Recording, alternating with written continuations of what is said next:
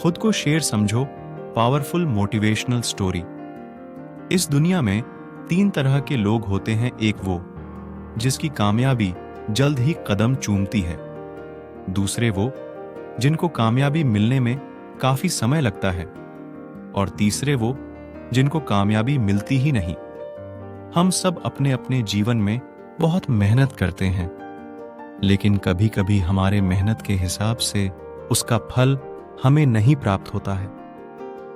आपने कई व्यक्तियों को देखा होगा जो थोड़े से मेहनत करने पर ही सफल हो जाते हैं। आप जो सोच रहे हैं वह चीज आपके हिसाब से नहीं हो रही है और बार बार असफलता का सामना करना पड़ रहा है, जिससे आप खुद को लाचार महसूस कर रहे हैं। यह कई बार होता है कि हम इतने असफल हो जाते हैं कि हमारा मन टूट जाता है।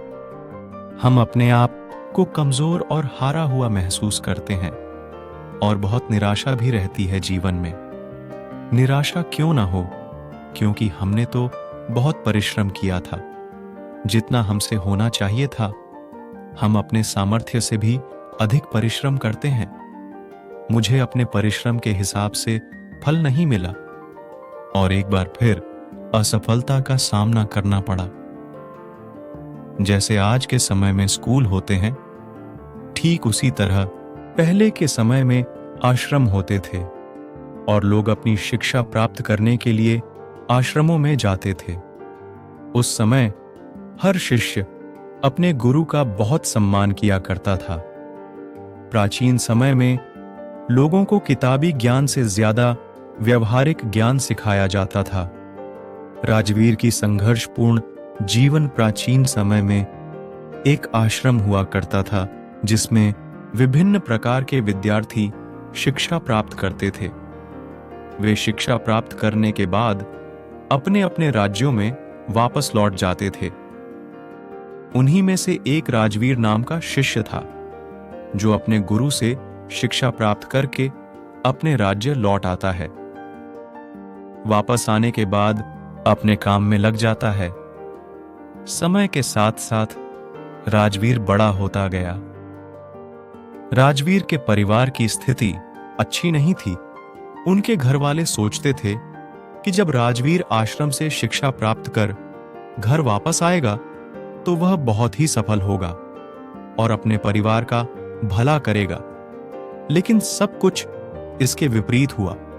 राजवीर आश्रम से शिक्षा प्राप्त करके आया, लेकिन काम की तलाश में जब वह बाहर जाता तो उसे कोई काम नहीं मिलता। वह छोटी छोटी चीजों में असफल हो जाता था। राजवीर एक बार अपने नगर के राजा के दरबार में उपस्थित हुआ, क्योंकि राजा अपनी सेना में नए सैनिकों की भर्ती कर रहा था। राजवीर भी राजा के सेना में भर्ती होने के लिए राजा के महल पहुंच जाता है। राजवीर जब राजा के अधिकारियों के पास अपनी योग्यता को साबित करने के लिए जाता है तो उसके हाथ पैर कांपने लगता है। यह देख राजा के अधिकारी उसे बाहर कर देते हैं, यह कहते हुए कि तुम राजा के सेना में भर्ती होने के लायक नहीं हो। इस बात से राजवीर बहुत ही निराश हो जाता है, क्योंकि यह उसकी आखिरी उम्मीद थी। इसके बाद अपने घर वह दुखी मन से लौट आता है। घर वापस आने के बाद उसे आसपास के लोगों के ताने सुनने पड़ते हैं। कई लोग कह रहे थे, राजवीर इतना पढ़ा लिखा है, इसे कोई काम नहीं मिल रहा है। कोई कहता यह आश्रम में ठीक से पढ़ा ही नहीं होगा। कुछ लोग तो यह भी कहते, इसके सोचने समझने की शक्ति ही कमजोर है। राजवीर शायद दिमाग से तेज नहीं है। लोग राजवीर को तरह तरह के ताने मारते थे, जिससे राजवीर बहुत ही ज्यादा परेशान हो गया था। एक दिन उसके मन में आत्महत्या करने का विचार भी आने लगा। फिर जैसे तैसे उसने खुद को संभाला। उसने अपनी सारी समस्या एक दोस्त को बताई। दोस्त ने कहा, राजवीर सुनो, मेरी सलाह मानो, तुम फिर एक बार आश्रम अपने गुरुजी से मिलने जाओ और उन्हें अपनी सारी समस्याएं बताओ। वह तुम्हारी सारी समस्याओं का समाधान कर देंगे। राजवीर पहले तो हिचकता है, क्योंकि उसे आश्रम गए हुए बहुत दिन हो गया था। वह सोचता है कि क्या गुरुजी मुझे पहचान पाएंगे या नहीं। हिम्मत जुटाते हुए वह आश्रम जाने के लिए तैयार होकर निकलता है। वहां पहुंचकर उसे पुराने गुरुजी मिलते हैं, जिन्होंने उसे बचपन में पढ़ाया था। अब वे बूढ़े हो चुके हैं।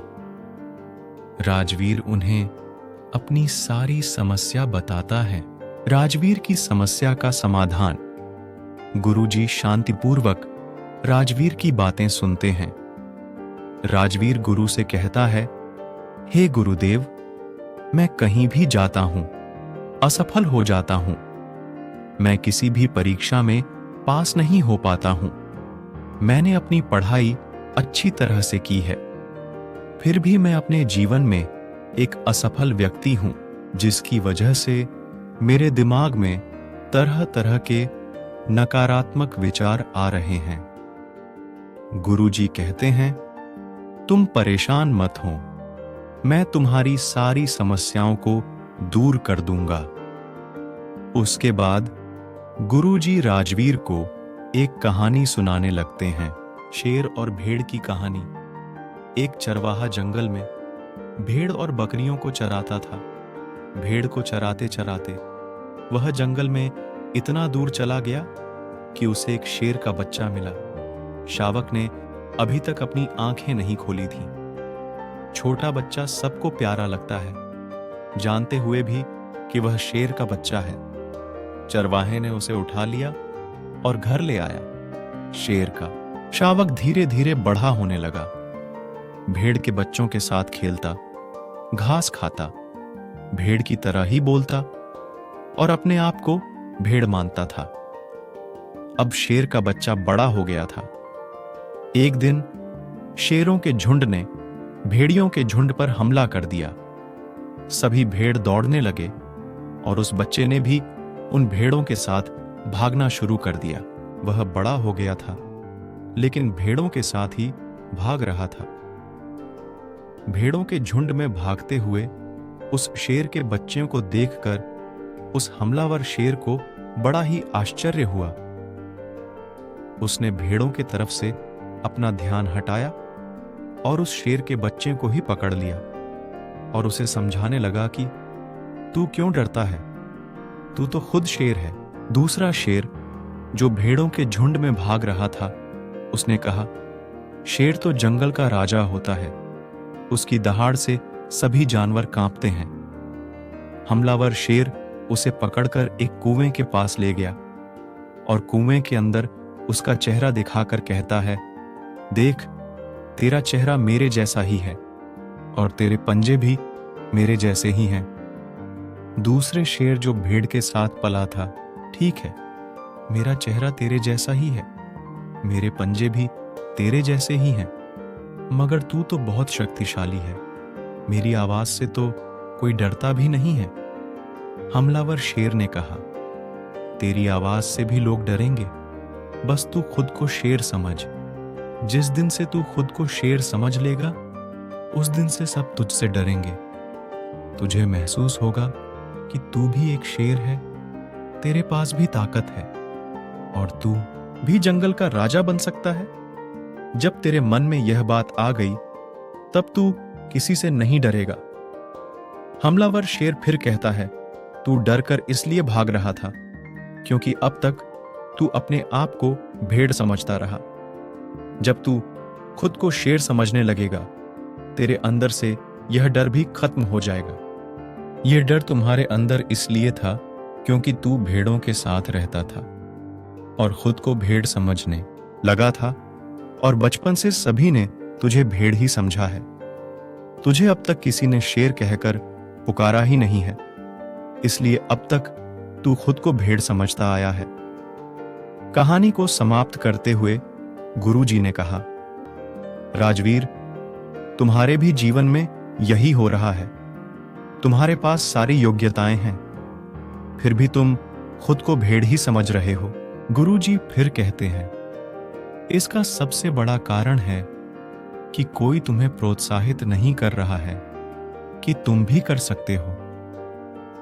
तुम्हारे आसपास वाले असफलता होने के डर का बीज तुम्हारे दिमाग में बो दिया है।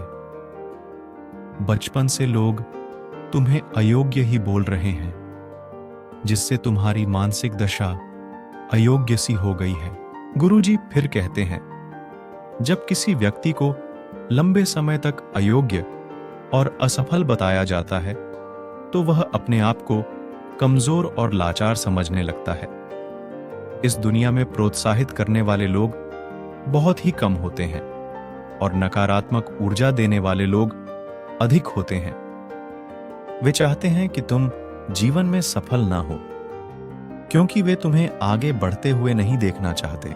जब कोई व्यक्ति सफल होता है तो उसके आसपास वालों को सबसे अधिक दुख होता है।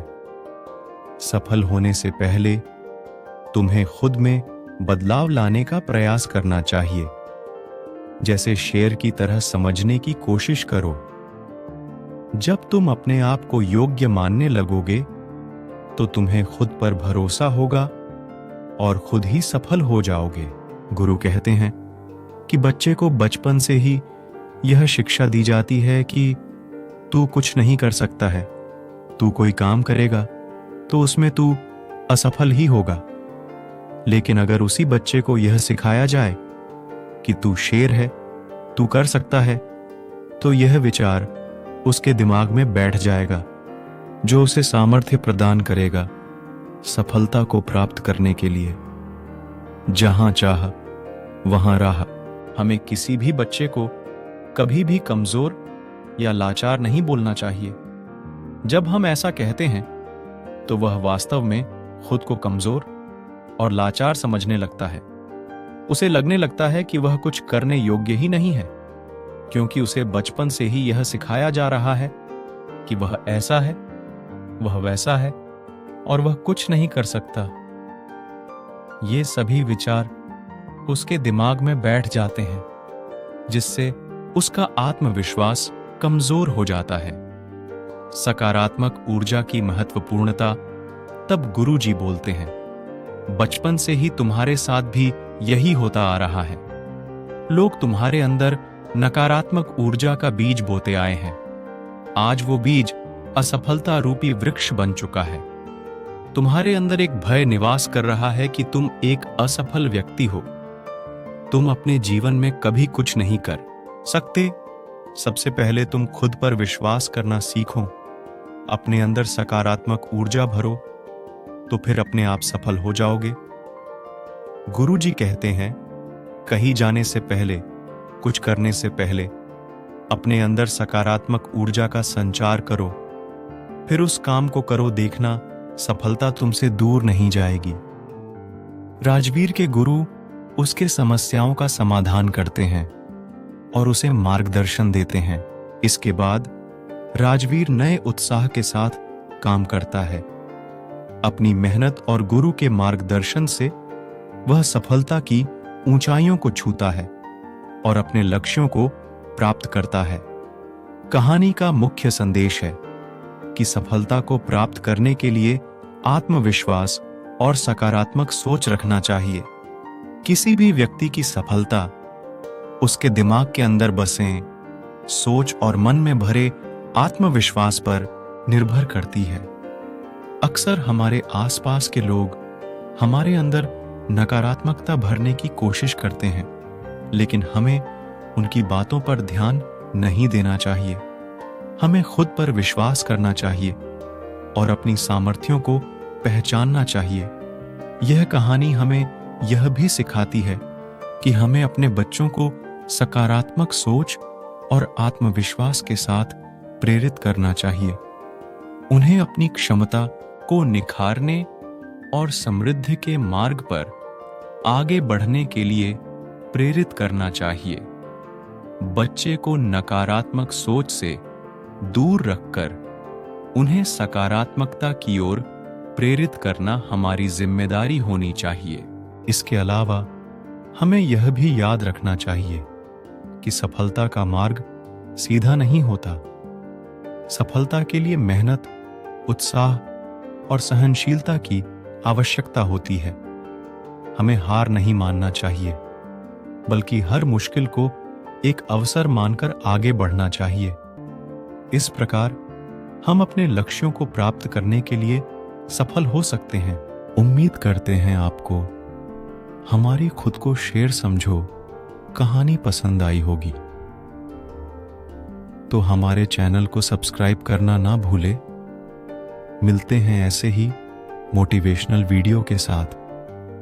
तब तक के लिए धन्यवाद।